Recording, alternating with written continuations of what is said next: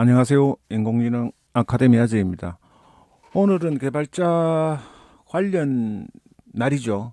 개발자 데이가 있어서 오픈 AI의 라이브 12일에 9일째 내용도 있었습니다만은 그 부분보다는 그 개발자 데이의 오프닝 세리머니와 같은 형식으로 진행된 샘 알트만과 켈빈 웨일 제품 담당 개발 책임자와의 7분 가까이 걸치는 대화가 있었습니다. 긴 내용이기 때문에 요약을 해서 잠깐 소개를 하는 형식으로 오늘은 새벽 영상을 만들어야 되겠습니다. 오픈 AI 개발자 데이 파이어사이드 챗이라고 진행된 부분인데요. 2024년도의 개발자 데이에서 이 켈빈 웨일과 샘 알트만의 대화를 통해서 오픈 AI 현재와 미래 그리고 AGI에 대한 비전과 AI 기술의 발전 방향에 대해서 알아보겠습니다. 조금 지루할 수가 있으니까 빨리 진행을 하겠습니다.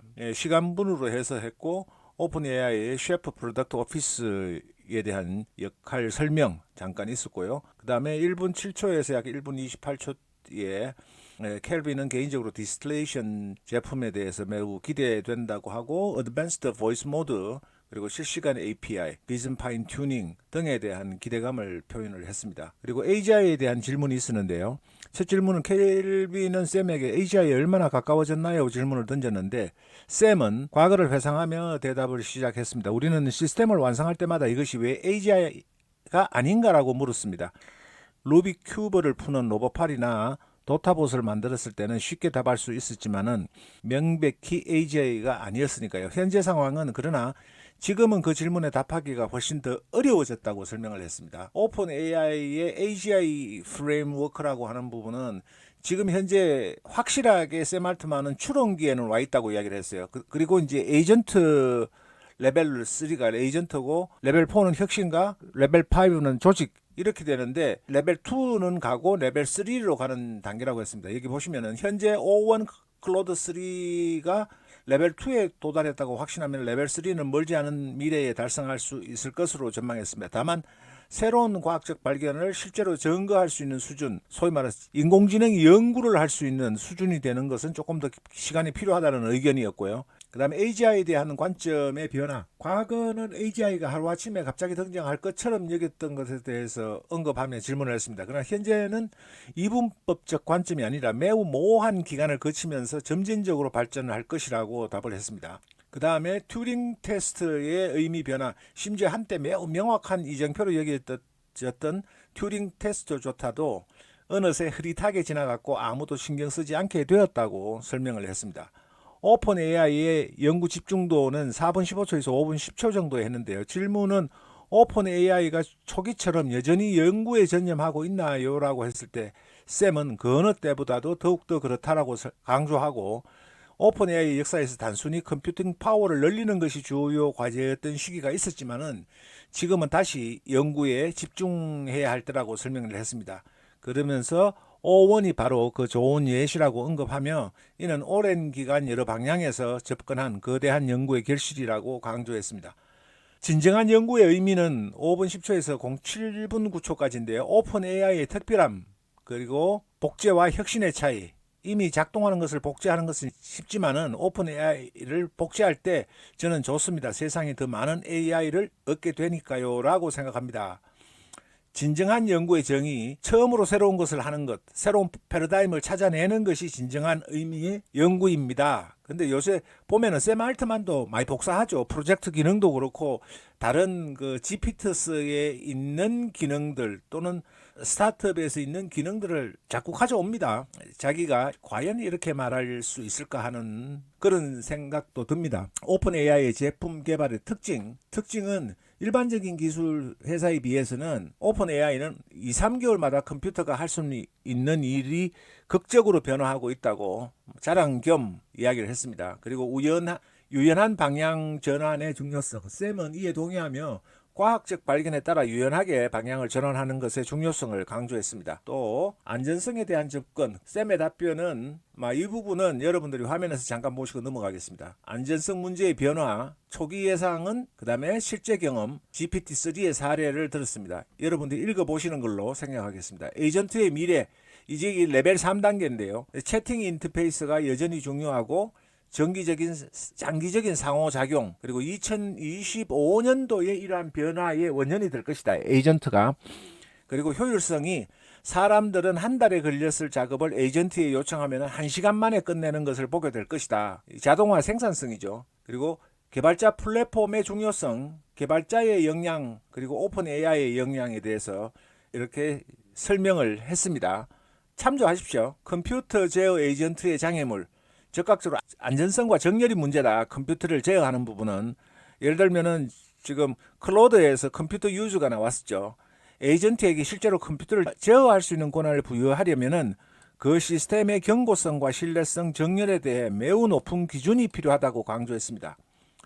안전성과 접근성의 균형, 공공의 접근을 제한하는 것은 아닌가라는 부분에 질문이 있었는데 샘은 그럴 수 있다라고 인정을 했고, 요 밑에 내용은 한번 읽어보십시오. 스타트업에 대한 조언이 있었는데요. 기술 이상의 가치가 있고, 그 다음에 비즈니스의 기본, 단순한 기술만으로는 충분하지 않다고 강조했습니다. 아무리 혁신적인 AI 기술이라 비즈니스를 만드는 기본적인 요구사항을 대체할 수는 없다고 설명했습니다. 또 보이스 모드의 윤리적인 측면, 샘의 경험을 공유하는데 보이스 모드를 사용하면서 처음으로 AI에 의해 속았다고 느꼈다고, 샘 알트만도 속았다고 느꼈다고 말했습니다.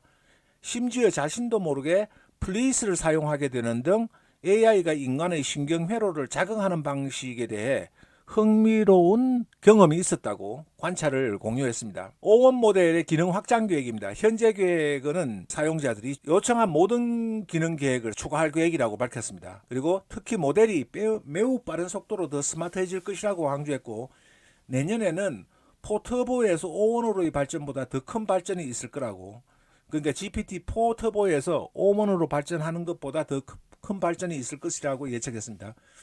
경쟁사 기능 평가에서 샘은 구글의 노트북 LM에 대해서 매우 긍정적으로 평가했다고 했습니다. 사용자 교육의 중요성, 아마 적어도 뺏기겠죠. 사용자 교육의 중요성인데 주간 사용자가 매주 2억 명이 이상이 사용을 하고 있기 때문에 버그나 문제가 있을 때 3개월만 기다려달라고 할 수 없으며 현재의 필요를 적극적으로 해결해야 된다고 강조를 했습니다. 그 다음에 모델의 지능 발전 방향은 오픈 AI 목표는 세상에서 가장 스마트하고 도움이 되는 모델을 만드는 것이라고 강조를 했고, 이러한 모델이 개발되면 사람들이 자연스럽게 다양한 활용 방법을 찾아낼 것이다라고 설명을 했습니다. 그리고 내부 활용 사례는 조기 활용 오픈 AI가 모델 훈련이 완전히 끝나기도 전에 내부적으로 활용하고 있다고 설명했습니다. 그리고 체크포인트 단계의 모델도 가능한 모든 방면에서 테스트하고 활용한다고 했습니다. 내부에서 미리 써보고 전부 다 활용하고 하겠죠. 오프라인 모델의 가능성, 로컬에 설치하는 오프라인 모델의 가능성은 발을 뺍니다. 높은 순위가 아니라면서, 오프라인으로 하면은 좀 힘들겠죠. 정부 기관과의 협력 가능성에 대해서 질문을 했는데요. 한 청중이 정부 기관들과의 협력 가능성에 대해서 질문했고, 지방, 주, 연방정부 차원에서 오픈 AI 도구들이 큰 도움이 될 수 있지만 보안이나 데이터 프라이버시 문제로 도입을 망설이는 상황에 대해 언급했습니다. AGI를 기다릴 필요 없이 지금 바로 시작해야 된다고 강조했습니다. 이미 현재의 모델로도 많은 좋은 일을 할 수 있다고. 그 다음에 오픈 소스에 대한 오픈 AI 입장입니다. 일단 말로는 긍정적으로 평가했고, 오픈 AI도 여러 번 대규모 오픈 소스 프로젝트를 시작하려 했다고 했습니다. 그 다음에 독특한 가치 추구, 그러나 그는 단순히 또 하나의 비슷한 모델을 만드는 것이 아니라 오픈 AI가 하지 않으면 세상에 놓칠 독특한 가치를 찾고 싶다고. 그 다음에 보이스 모드의 기능적 제한, 노래 부르기 기능이 제한이 됐어요. 처음 나오자마자는 해외 인플루언서가 했었는데 제한이 됐고, 저작권 문제가 있어요. 저작권이 있는 노래는 라이센스 문제로 부를 수가 없지만 생일 축하 노래와 같은 것은 가능하다고 그랬습니다. 한번 여러분 테스트 해보십시오. 보이스 모드에서 생일 축하해줘 하고 노래로 축하해줘 하면은 이거는 저작권이 없기 때문에 된다는 이야기거든요. 그래서 이는 법적 문제를 피하기 위한 신중한 접근이다라고 설명을 했고, 컨텍스트 처리 능력을 지금 줄이기도 하고 여러 논란이 있죠. 그런데 장기적인 테스트, 굉장히 긴 텍스트 1000만 토큰으로는 비교적 빠르게 발전할 것으로 예상했는데, 이 부분은 메모리 기능이나 제가 여러분들께 소개시켜 드렸던 Very Long Context라는 연구를 하면은 1억 개 정도밖에 되지 않는 GPT-2에서도 새로운 학습 기법으로 1000만 토큰에서 90% 이상의 정확도를 나타내는 인공지능 학습법이 개발이 되었습니다. 그런 부분을 하면은 충분할 겁니다. 초대형 컨텍스트는 10조 토큰으로 이는 근본적인 연구 돌파구가 필요하지만 10년 내에 달성이 가능할 거다. 그렇게 하고 이렇게 마무리를 하겠습니다. 여러분들께 보여드리는 오늘은 오히려 라이브 9일째에 나왔던 것보다 샘 알트만과 켈빈 웨일의 대담을 통해서 샘 알트만이 생각하고 오픈 AI가 가려고 하는 방향에 대한 내용을 아시고 여러분들이 인사이트를 얻으시는 게 좋을 것 같아서 이 내용을 분석해서 PPT로 여러분들께 소개를 해드렸습니다. 그럼 또 정확한 내용, 유익한 콘텐츠, 그리고 여러분께 도움이 되는 영상으로 찾아뵙겠습니다. 고맙습니다. 감사합니다.